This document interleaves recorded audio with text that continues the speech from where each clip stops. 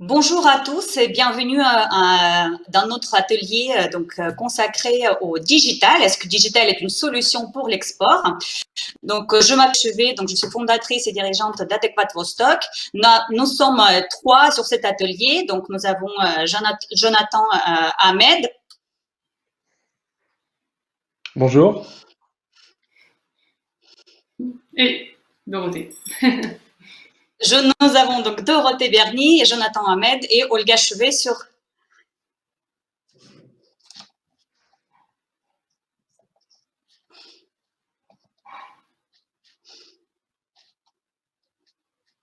Tu peux continuer, Olga, on t'entend. Oui, donc je vais continuer. Donc, s'il te plaît, Jonathan, est-ce qu'on peut partager la présentation? Donc aujourd'hui, notre atelier donc est consacré à l'export et aux solutions digitales qu'on peut trouver. Effectivement, dans la situation dans laquelle on se trouve aujourd'hui, notre mobilité est réduite et tous les repères et tous les instruments de prospection, notamment qu'on avait l'habitude d'utiliser, notamment les salons, sont mis à mal. Donc comment on peut continuer en fait à avoir cette démarche de développement international dans cette nouvelle réalité. Et effectivement, le digital constitue une solution intéressante de diversification vers cette voie. Et donc, comment est-ce qu'on peut mettre ça en place, cette prospection dématérialisée, pour continuer à avoir des accès vers les pays au-delà de la France. Donc, la première chose à faire, basée sur l'expérience des entreprises que j'ai pu accompagner, parce que souvent, donc l'Adéquate Vostok, la société que je dirige, fait souvent les missions notamment d'acheteurs pour les grands salons internationaux. Et c'est vrai que on maîtrise cette méthodologie de prospection à distance depuis déjà un certain temps. Donc, ce qui est intéressant, ce qui se dégage quand on bascule vraiment vers cet environnement digital, c'est que les trois choses importantes qu'on utilise pour la prospection, c'est-à-dire la confiance, les connaissances et les opportunités, se traduit tout à fait différemment quand on bascule dans l'environnement digital. Alors, la première chose, c'est vraiment de basculer vers cet environnement en s'appuyant en fait sur autre chose que dans l'environnement classique. Alors, si on parle par exemple de la confiance, le plus important, c'est de regarder finalement quelle est notre identité numérique qu'on dégage dans tout cet environnement dans tout cet environnement digital, que ce soit le site internet, que ce soit les réseaux sociaux que vous allez mobiliser pour la prospection, les blogs, votre campagne de emailing. Il faut que votre identité numérique soit cohérente à travers de tous ces canaux de prospection. Également, une autre chose à laquelle il faut s'intéresser, c'est regarder quels sont les niveaux aussi d'utilisation de ces canaux. C'est-à-dire que vous pouvez utiliser ces canaux de prospection, mais ces canaux de prospection sont aussi peuvent être reprises par vos partenaires basés à l'étranger. Donc, pensez à faire adhérer à votre démarche de prospection vos agents, vos partenaires, et finalement tous les acteurs qui participent autour de votre écosystème digital, les intégrer dans votre démarche. Ensuite, la deuxième chose, c'est les connaissances. C'est vrai que le digital nous apporte une énorme base de connaissances. Il faut avoir cette capacité, d'une part, d'aller chercher ces connaissances tout en restant en France. Donc, les connaissances par rapport aux habitudes de consommateurs qui sont différentes dans les pays, les connaissances par rapport au fonctionnement des pays, à son environnement législatif. Vous avez donc une mine d'informations à gérer, mais vous avez aussi les informations à mettre à propos de votre entreprise, à propos de votre offre. Donc, pensez à tout ce qui est langue, à tout ce qui est méthodologie de recherche. Donc, le contenu, c'est vraiment quelque chose de très, très important dans cet environnement digital. Et enfin, donc, on arrive au troisième point, donc, c'est les opportunités. Ce qui est important dans les opportunités, dans la détection des opportunités, c'est c'est avoir des interactions, les interactions rapprochées et les interactions intenses. Donc, justement, le digital vous apporte cet avantage puisque le digital marche 24 heures sur 24 et donc n'a pas de frontières. Il vous permet d'installer cette interaction assez dense pour pouvoir détecter et exploiter finalement ces opportunités. Donc finalement, comment on peut mettre en place, à quoi il faut penser quand on met en place sa prospection dématérialisée. Donc d'abord, c'est quoi finalement donc la prospection? Juste pour rappel, la prospection, c'est la capacité de percevoir et exploiter les opportunités sur le marché étranger, tout en restant donc en France ou en faisant ça à distance. Donc, la première chose à faire, c'est de se poser la question, quels sont les canaux de prospection que vous allez pouvoir choisir? Ça dépend fortement de vos objectifs et des pays que vous allez vouloir aborder ou prospecter. Donc, bien évidemment, il y a une notion de langue. Bien évidemment, vous allez pouvoir, par exemple, choisir des plateformes, des réseaux sociaux qui sont différents en fonction des pays. Et ce qui est intéressant, c'est qu'il n'y a pas un seul canal de prospection à mobiliser. Pensez à combinaison en fait de ces différents canaux de prospection en mobilisant à la fois et les réseaux sociaux. Vous savez que les réseaux sociaux, par exemple, l'utilisation des réseaux sociaux un petit peu partout dans le monde a bondi depuis le Covid à peu près de 10%. Et utilisez également toutes les capacités de votre site internet, les capacités de visioconférence et les capacités qui vous est offert par exemple, la mise en place des webinaires.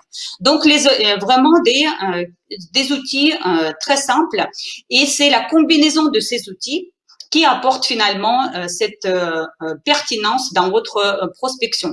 Donc, le savant dosage entre les différents canaux de prospection qui sont à votre disposition. Donc, tout ça, ça vous permet d'activer les effets de réseau.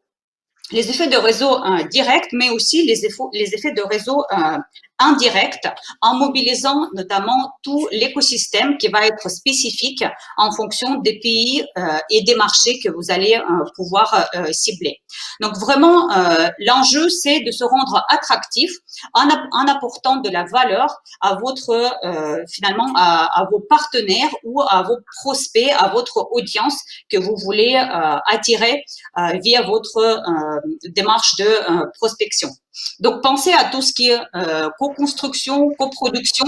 Donc, en se basant sur l'expérience personnelle, je peux vous dire que les prospections qui ont le mieux marché, c'est les prospections qui étaient conduites en coproduction avec quelqu'un, avec tout ce qui est démarche, par exemple, d'introduction et de recommandation.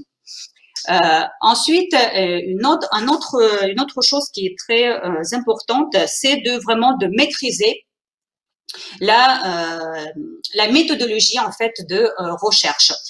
Il faut que votre audience ou les clients que vous voulez atteindre puissent aussi vous trouver facilement dans tout cet environnement digital, mais aussi il faut que vous ayez la capacité d'aller les chercher en utilisant pour ça donc les mots-clés et par exemple les hashtags.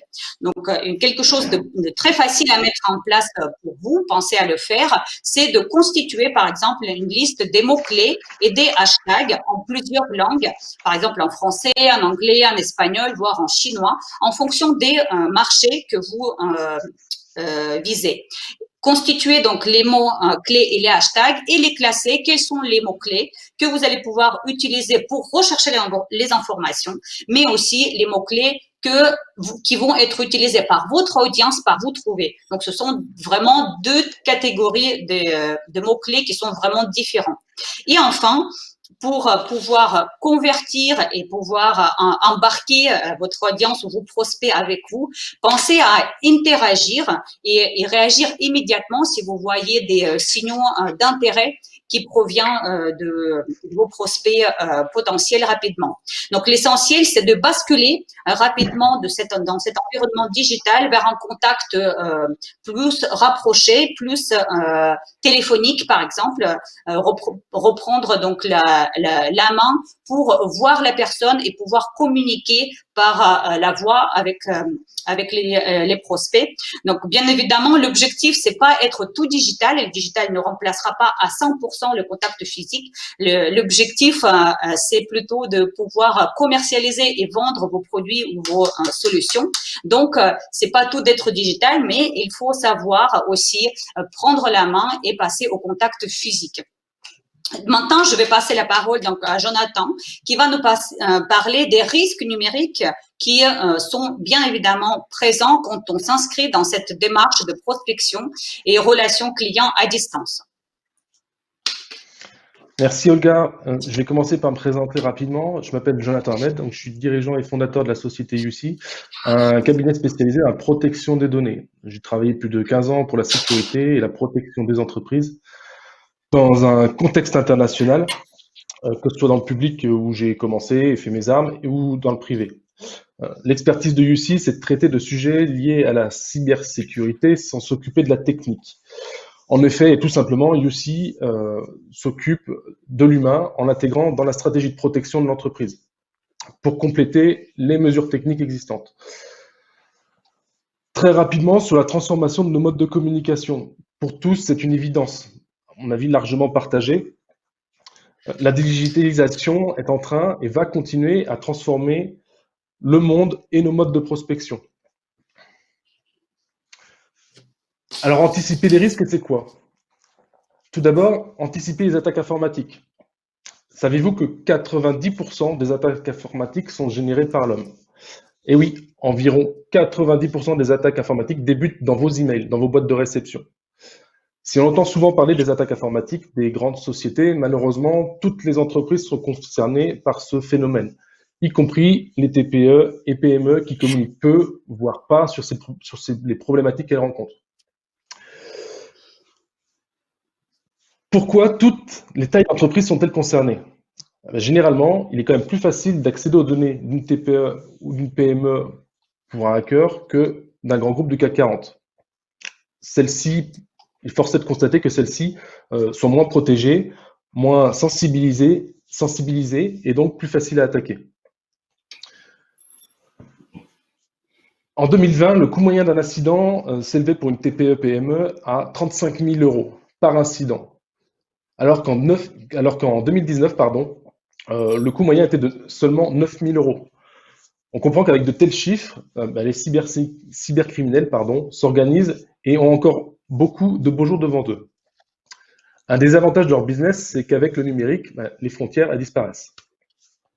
Ensuite, les autres risques, la perte, le vol de données ou la prise en otage de vos données, mise en lumière par ces fameux ransomware. Ce logiciel malveillant, souvent transmis via vos emails, qui vient chiffrer, crypter vos données et les rendre inutilisables. Il faut savoir que cette typologie de risque a bondi de 50% au niveau mondial cette année, notamment en raison de la crise du coronavirus, liée au coronavirus. Les attaquants usent bien souvent de faiblesses humaines pour accéder à vos données. Aujourd'hui, ils n'hésitent plus non plus à les diffuser. Certains diront, c'est pas grave, j'ai rien à cacher. Cependant, c'est votre confiance qui est attaquée, la confiance que vous avez construite grâce à votre identité numérique et qui, comme l'a souligné Olga tout à l'heure, est primordiale pour prospecter digitalement et commercialiser sur Internet, sur le net.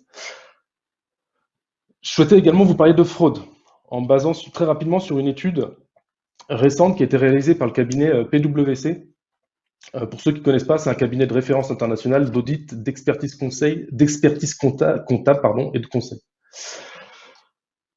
Qu'est-ce que dit cette étude? Qu'une entreprise sur deux a subi 2 à 3 incidents liés à la fraude par an. Qu'est-ce qu'il y a comme type de fraude? La fraude au président, la fraude aux fournisseurs, la fraude comptable, etc. etc. Je n'aurai pas le temps de toutes les énumérer aujourd'hui. Mais il faut savoir aussi qu'elle peut très bien être, aussi bien externe qu'interne. Et on estime que la fraude s'élève à peu près à 1,4 milliard d'euros en France. Comme le disait le gars aussi tout à l'heure, et il y a quelques minutes, BC&B Farm, Des termes qui donnent tout leur sens dans le choix des cibles aux hackers et fraudeurs. Plus on va augmenter sa visibilité, plus forcément on va donner de l'attractivité et pas forcément qu'à des personnes bienveillantes. J'ai échangé, moi, il y a quelques jours avec un de mes clients et ce dernier bénéficie du plan de relance gouvernementale. Il a été médiatisé, les médias ont parlé de lui, dans la presse, notamment régionale, mais aussi sur Internet. Effectivement, ça a rassuré ses clients, ça a augmenté ses commandes, mais ce gain s'accompagne en parallèle de tentatives de fraude répétées sur l'entreprise et d'augmentation des tentatives de phishing, les mails qui servent à récupérer des données personnelles, des coordonnées bancaires, des identifiants de connexion, etc. Tout ça, ça s'accompagne également de risques juridiques et financiers. Sur le financier, tout le monde en est conscient, donc je ne vais pas forcément développer ce point, plus que ça. Je vais m'arrêter par contre un instant sur le juridique, sur le RGPD par exemple. Le RGPD, ça impose depuis 2 ans au niveau européen une obligation de sécurité sur la protection des données personnelles. Par exemple, cet été, vous n'avez peut-être pas fait attention, mais c'est passé dans la presse, le site en ligne Spartoo a été condamné à une amende de 250 000 €. Spartoo, c'est un site qui est spécialisé dans la vente de chaussures et de prêt-à-porter, qui exporte à peu près sur 25 pays. Parmi les éléments qu'a relevé la CNIL, qui a dressé l'amende, on constate qu'il y a eu un enregistrement intégral et permanent des appels téléphoniques reçus par les salariés au service client. Et cet acte a été jugé excessif et injustifié. L'enregistrement et la conservation des coordonnées bancaires des clients n'a pas été jugé nécessaire par la CNIL. Et enfin, cette dernière a également relevé qu'aucune durée de conservation des données des clients ou des prospects n'avait été mise en place par la société. Autre fait récent qui relève aussi du juridique, qui date il y a quelques jours, du 25 novembre, la Chambre criminelle de la Cour de cassation a rendu un arrêt. Donc là, je vais citer, une société absorbante pourra faire l'objet d'une condamnation pénale pour des faits constitutifs d'une infraction commise antérieurement à une opération de fusion-absorption. En d'autres termes, et pour faire plus simple, les acquéreurs de sociétés sont désormais responsables des fraudes des sociétés qui vont être acquises. J'aurais pu également parler des risques pour l'image, de l'atteinte à votre identité numérique, etc. Mais le but, c'est pas de vous effrayer, ni de vous décourager à aller sur ce mode de communication. Maintenant qu'on a fait un rapide état des lieux, je vais vous annoncer les bonnes nouvelles. Parce qu'heureusement, il y en a. On va parler des solutions.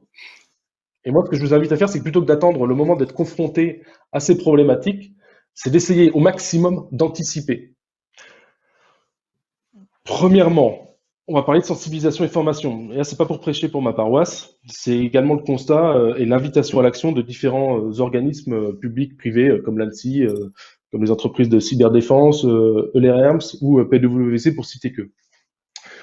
Tous ces acteurs reconnaissent qu'il est indispensable de mettre à niveau et de renforcer les compétences humaines. La sensibilisation et la formation pour tous les collaborateurs de l'entreprise. La protection numérique de l'entreprise, c'est pas seulement le ressort du dirigeant ou du responsable informatique. Concrètement, il faut sensibiliser régulièrement vos collaborateurs sur les enjeux de la maîtrise de l'information pour l'entreprise et de la maîtrise de son environnement digital. Sensibiliser, mais aussi les former à acquérir de nouvelles compétences pour détecter des situations à risque, détecter des emails malveillants qui initieront une attaque informatique ou une tentative de fraude. La solution, elle est déjà là, elle est déjà présente dans notre comportement. C'est beaucoup lié avec du bon sens. Et c'est aussi lié au talent de chacun de nous. L'évolution du digital va très vite. Et on ne peut plus faire confiance uniquement qu'à la technique. Bien souvent, la technique nous dépasse et on est nous-mêmes surpris par certaines choses que l'on voit. Security by design. Le succès de votre transformation digitale, il sera garanti si les enjeux liés à la sécurité sont intégrés dès les premières étapes de conception et tout au long de la vie de vos projets. Outre l'aspect humain dont j'ai parlé tout à l'heure, il est essentiel de pouvoir réaliser des tests sur nos outils, sur vos outils. Des tests qui vont venir tester, mettre en lumière des failles techniques de vos sites en ligne, l'accessibilité à vos bases de données clients, etc., etc. Pensez sécurité dès la conception de vos projets. Ça passe aussi, tout simplement, par la sécurisation de ces accès à ces comptes en ligne. Et je fais référence notamment aux offres de Microsoft Office 365 ou Google Workspace, par exemple, qui permettent d'avoir accès à l'intégralité des informations, mais qui ne donnent pas accès juste à une boîte mail. Mais aussi, je pense aussi à la tendance qui naît actuellement avec le digital, la tendance du social selling. Pensez à sécuriser l'accès à vos réseaux sociaux et aussi à contrôler l'accès donné aux collaborateurs pour l'animation des pages entreprises, par exemple. Il sera aussi nécessaire d'anticiper les crises, les cas non conformes. Imaginez comment on pourrait porter atteinte à votre activité. Il faudra vous préparer, conduire des exercices, vous organiser techniquement, mais aussi humainement pour répondre à toutes les problématiques que vous auriez imaginées. Enfin, pour les aspects de conformité, de compliance, je suis d'accord avec vous. Quand déjà tout sera fait, on pourra s'occuper de cette partie. Et moi, je vous invite quand même à commencer à initier cette démarche, à ne pas rester dans le déni.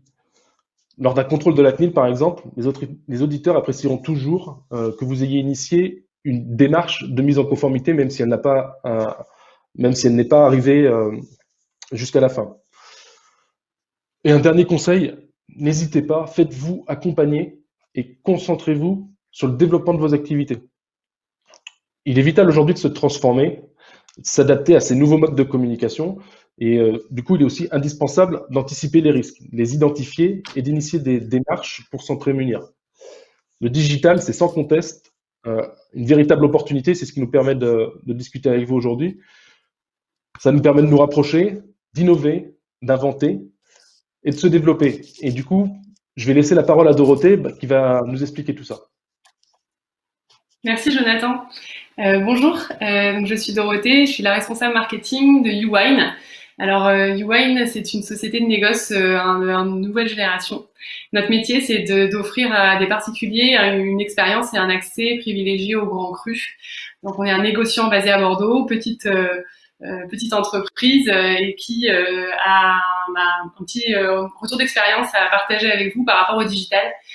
Ça fait partie finalement de notre ADN depuis la création de la société et on mise beaucoup aujourd'hui sur le digital pour se faire connaître à l'export, notamment sur le marché chinois qui est un des marchés qu'on cible. Donc je vais vous parler un petit peu de cette expérience qu'on a vécue en tant que petite entreprise, donc avec pas forcément accès aux grands moyens des grosses sociétés et voilà, avec des solutions assez faciles et pas forcément compliquées à mettre en place. Donc juste pour remettre un petit peu les choses dans leur contexte, le vin, on l'a vu là, surtout cette année avec le confinement, est un domaine qui était encore peu digitalisé dans les années précédentes, qui commence vraiment à prendre le pas et à faire partie de cette révolution. Aussi bien au niveau des producteurs qu'au niveau de la filière, au niveau des entreprises et des sociétés qui se créent, des concepts et des startups qui émergent dans cet écosystème. On a notamment la création de la WineTech depuis un an, cet écosystème qui rassemble plusieurs entreprises qui sont innovantes dans le monde du vin et qui sont axées tech et a fortiori digital. On a aussi les plateformes qui s'ouvrent. On a un énorme succès du vin en ligne, bien sûr en France déjà depuis de nombreuses années, mais par exemple aux États-Unis avec une plateforme comme Wine qui fait aujourd'hui 100 millions d'euros de chiffre d'affaires sur ce marché-là. Donc on voit vraiment que le vin s'adapte et se met dans le pas du digital. Il y a pas mal de choses à faire vivre. Il y a un côté très convivial autour du vin, donc il est parfaitement adapté à ce côté digital. Et lorsqu'on est dans ce secteur, on peut penser que c'est pas forcément évident, et alors qu'en fait, il y a pas mal de possibilités qui existent. Et nous, justement, chez YouWine, on a plongé dans cette tendance et on a vraiment essayé de l'exploiter au maximum. Donc le premier élément, si Jonathan tu veux bien passer à la slide d'après, merci. Le premier élément que le digital permet, qui peut paraître assez évident, c'est de recruter de nouveaux clients. Alors la plupart des personnes pourraient penser au premier abord qu'il s'agit de faire de la communication, de la publicité sur Google ou sur Instagram, etc. Et en fait, en fonction des pays qu'on cible, on peut recruter des nouveaux clients en ayant une stratégie un petit peu plus ciblée. Par exemple, sur la Chine, donc nous qui est le principal pays qu'on a ciblé, on a essayé de comprendre comment fonctionnaient les réseaux sociaux dans ce pays, notamment grâce à WeChat, qui est un écosystème hyper utilisé en Chine, qui est vraiment l'application numéro 1 où tous les Chinois consomment, dépensent, divorcent, achètent, se divertissent. Tout est fait sur WeChat. Et donc l'idée, c'est que on peut, grâce à ce réseau social ultra large et ultra performant, même par rapport à Instagram, Facebook ou d'autres réseaux sociaux plus compartimentés en Occident, WeChat permet beaucoup de choses. Et en fait, le digital permet de recruter des clients, puisque en adoptant, comme l'a dit Olga avant, les bons mots-clés, en suivant un petit peu les sujets hot qui sont au cœur des échanges des internautes, au cœur des partages, etc., on a la possibilité d'émerger et de se faire connaître et de recruter des clients grâce à ces outils-là. On a aussi des influenceurs qu'on peut contacter, qui peuvent faire parler notre marque. Enfin, ça, c'est quelque chose de très très puissant, surtout dans ces pays-là. Ces personnes ont des followers par milliers ou par millions, et il suffit qu'elles puissent parler d'une marque ou faire un live, j'en parlerai après, pour faire connaître sa marque et commencer à susciter la curiosité et amener ensuite des clients à devenir des followers, à devenir clients de votre marque. Donc le recrutement est quelque chose de particulièrement adapté aux réseaux sociaux. On le voit aujourd'hui sur Instagram, la fonction de live est très développée. C'est beaucoup développé, bien sûr, pendant le confinement, puisqu'il fallait divertir les gens, il fallait apporter quelque chose de différent, de nouveau.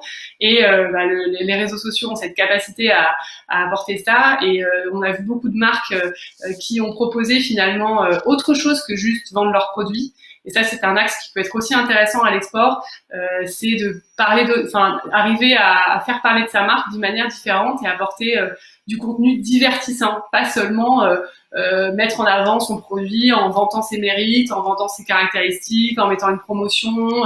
On peut aussi parler d'un sujet du moment, proposer des réflexions sur la vie, sur le sport, proposer des cours de sport, des cours de yoga, des lives avec des intervenants, avec des journalistes, des philosophes, enfin tout un panel de choses finalement qui est beaucoup plus large que la seule vente pure et dure.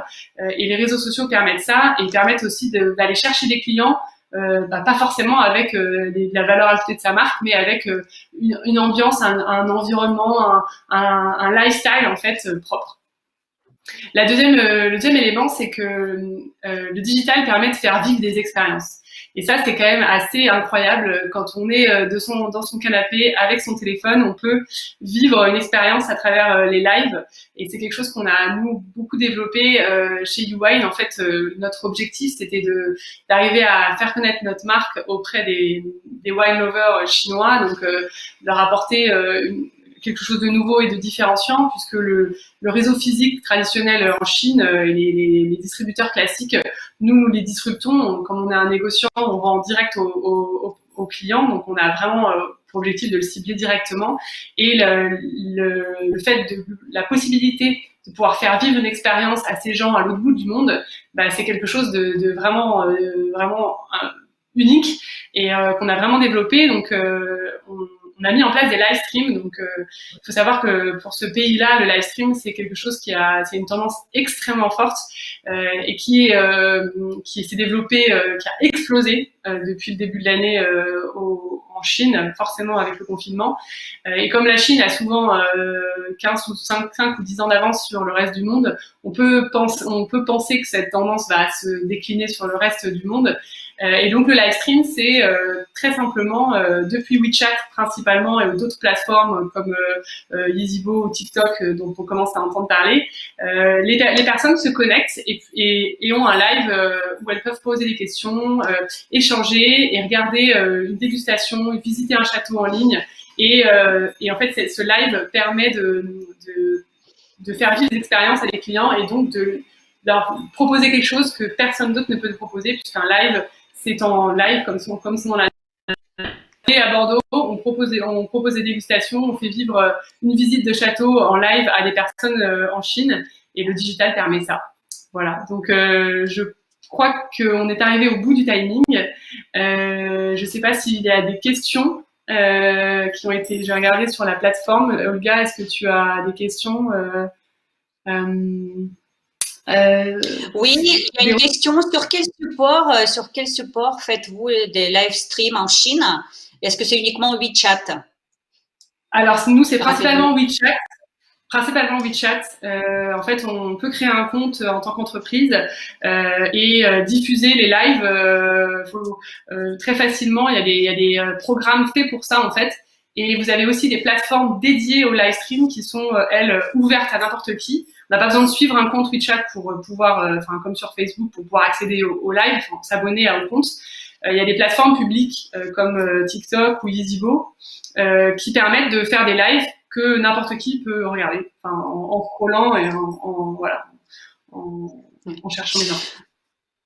Merci Dorothée et merci beaucoup à vous tous d'avoir participé à notre atelier. Vous avez nos coordonnées, nous sommes à votre disposition. Vous pouvez nous contacter, Dorothée, Jonathan ou moi, pour vous aider, continuer à échanger, mettre en place votre stratégie digitale dans ce développement international, dans le contexte un peu complexe.